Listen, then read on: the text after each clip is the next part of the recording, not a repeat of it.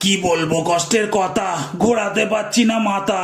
সকালবেলা উঠে দেখি লেগে গেছে ফিক ব্যথা। মুখটাকে বাঁদিকে করে যেই ঘোরাতে যাচ্ছি জোরে, ও মাগো বলে চিল্লে উঠছি ঘাটটাকে এরম ধরে। ওগো আমার কি হলো, ঘাটটা মনে হয় গেল। বউকে বললাম ওগো সনটাই এবার কি করব বলো।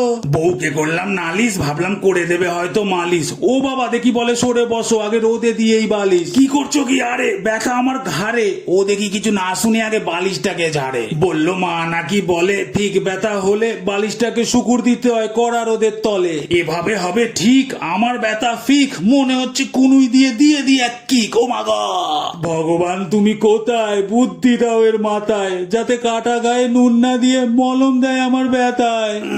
না, সিস্টেম করছে না কাজ, গলা করতে পারছি না ভাঁজ। বুঝতে পারলাম স্পন্ডালাইটিস রোগীর কি যে কষ্ট আজ। বউ চিল্লে উঠলো জোরে হিয়া করে, কি জোর ঘাড়ে লেগে গেল দেখতে গিয়ে ঘুরে।